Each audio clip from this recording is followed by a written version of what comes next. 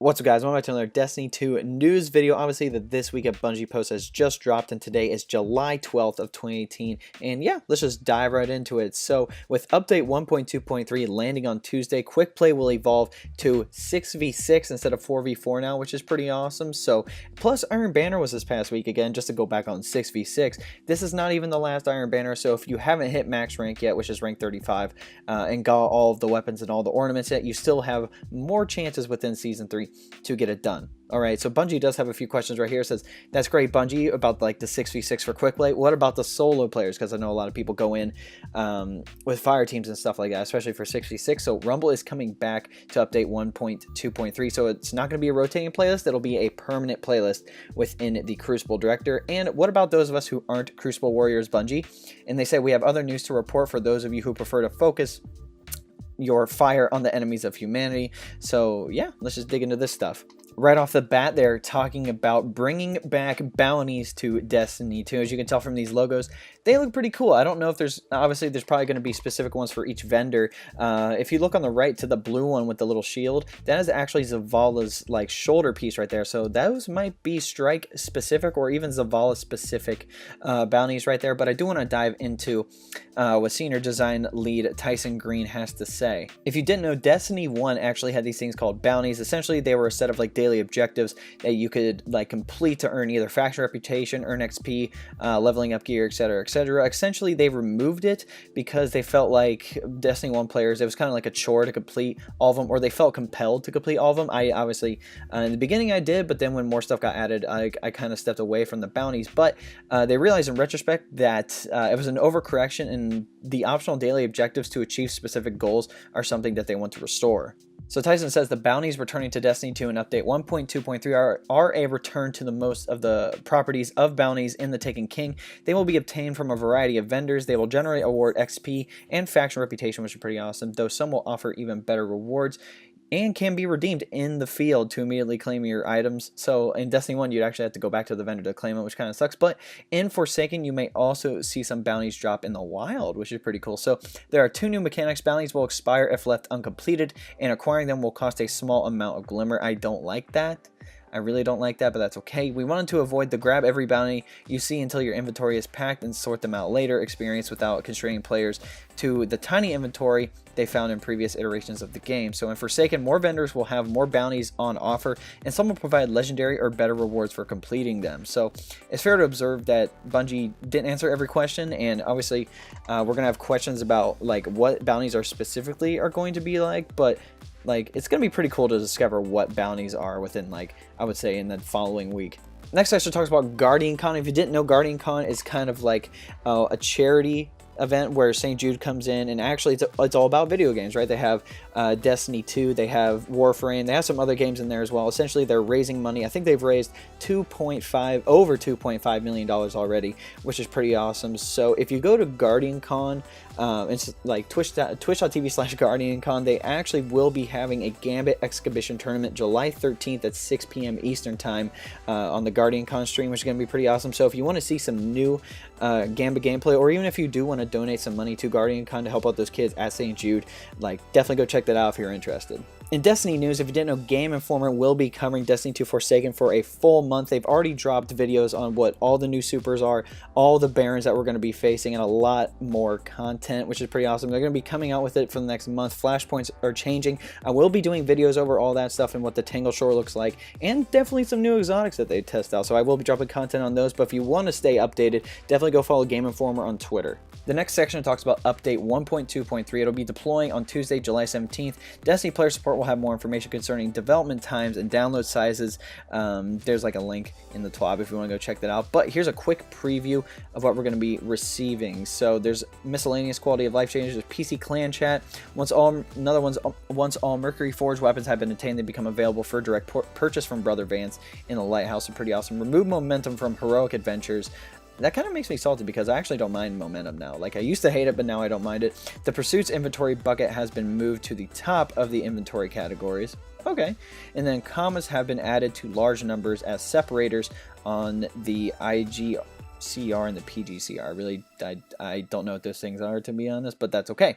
Next, we have some exotic armor fixes. So fix an issue that was causing targets marked by Sanguine Alchemy to produce orbs when defeated. That was a glitch, and I did my review over Sanguine Alchemy, and I did explain the glitch.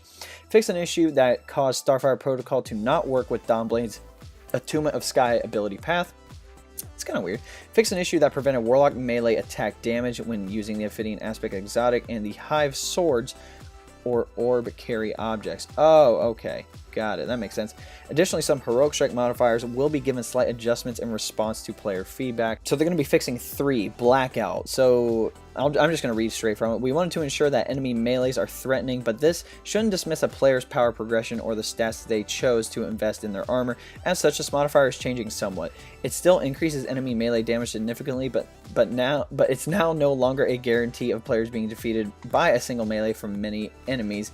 Be careful though, if you're not at the recommended power for a Heroic Strike playlist, your enemies will be more powerful and pack a harder punch. Kind of makes sense. Grounded. God, I hate this one. There are many times players are considered airborne when they're not actually jumping. To account for that, we are reducing the damage threshold so players aren't punished for things outside of their control. Additionally, we're looking to prevent players from falling to their demise from a height of 2 meters just as they happen to land on a rock or some small object. I've had that happen where I hopped on a rock and I died. And sometimes Grounded wasn't even on, but still, I'm glad they're tuning Grounded down. It was really strong. Like, even at people who are 385, it was still really strong. Lastly, they have Glass. This modifier reduces a Guardian's shields and health while increasing recovery. We slightly reduced the impact of this modifier to better enable players to see the effects of their overall power progression over time. So the stronger you are, the better off you are with your shield and your health, which kind of makes sense. Basically, stay tuned for the full patch notes that'll be available Tuesday, July 17th. The next section talks about changes coming to the Prismatic Matrix. Essentially, Bungie's been testing out the Prismatic Matrix. It's essentially like a knockout thing where it's a bunch, I think it's like 10 items from Eververse, and you earn a Prismatic Matrix on your first bright engram. You use the Prismatic Matrix to get you something that you actually do not have yet, so it's kind of like a knockout list. So once you get it, you don't have to worry about getting that same item through the Prismatic Matrix. Essentially, their goals with this experiment was to give players more control over how they earn Eververse items, offer a more predictable path each week that guarantees access to specific items, and drop fewer duplicate items. So I know I've gotten plenty of duplicate items, but with Prismatic Matrix, if you're missing something, you'll be able to get it, which kind of makes sense. So this week specifically, the Prismatic Matrix actually has the limited time feature on it, and Bungie wants to explain why they did this. So the original intent of Prismatic Matrix was for it to be a special event, something to help players round out their collections as the odds of earning the items that were eluding them improved as they continue to earn bright engrams. We had a limited number of weeks scheduled designed to keep repetition to a minimum. That schedule of curated offerings is coming to an end, so the feature will be going on temporary hiatus starting next week. Thanks for some good feedback about this new feature. We've learned how to make it better, so we'll continue to support it in Forsaken. Awesome. We look forward to your continued feedback and excited to relaunch the Prismatic Matrix for the next season of Destiny 2. So there's obviously going to be more on the topic, especially before the launch in September, so we'll probably see more information regarding the Eververse Trading Company. Next, we have the doc, which is the Destiny Operations Center, essentially just going over some things. So the player support team does have some things they want to talk about. So Moments of Triumph. So those are going to be coming. So on July 7th, they launched Moments of Triumph on Bungie.net and the Destiny Companion app. Destiny players can now track their triumphs online before they go live in-game in the Solstice of Heroes event, which is July 31st. So you can see them on the website, but you can't see it in-game yet, okay? The following is vital information that players should be aware of for Moments of Triumph. So progression toward triumphs and event rewards may be lost if players delete any characters on their account, so don't do that.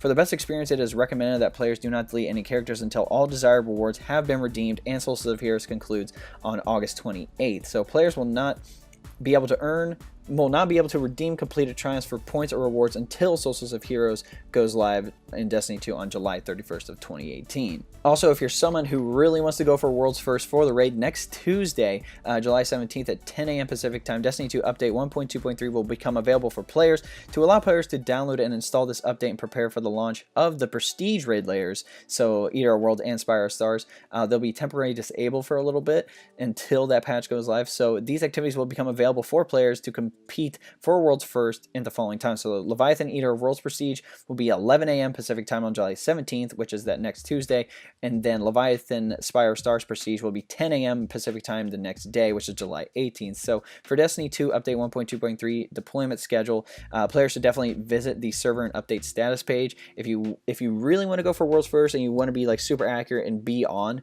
time and be on it, like definitely just keep on the Bungie page and definitely go to the update status page. Alright guys, that seems to be it for the TWAB this week. Obviously, we went over some great information. I'm really excited for update 1.2.3 and the Solstice of Heroes event. Those two things I'm really hyped for. Like, I've actually been grinding some in-game activities myself, so I'm really ready to start hitting light level 400 to be ready for Forsaken when it bumps up to 600. If you guys want to know how to support me, there'll be a link below. Say best way to support me. I'll take you to a 4-minute video. If you want to go check it out, that'd be awesome. But if you don't want to do that, you can always like this video, subscribe to the channel, share this video, turn the notification bell next subscribe if you mean notified when I drop some new content on the channel, and then comment what y'all want to see below. I'm making content for you, so whatever you want to see, I'll try to get it. Obviously, Game Informer has come out with a lot of information, and I want to get all that information out to you guys. Obviously, like all the different Barons and their backstories, that's going to be pretty fun. All the new supers, those are about to be freaking awesome, so I'm super excited to do those videos for y'all. Obviously, some exotic weapons that they've actually tested out, that's going to be pretty sick, and I'm just really excited for Forsaken, man. We have some cool stuff coming in. If you guys want to check out my Discord, that link below is also there. Should be one of the first social media links. Essentially, we have some chats going about, obviously, Destiny 2 Forsaken, some new games coming out, the Division 2 Anthem.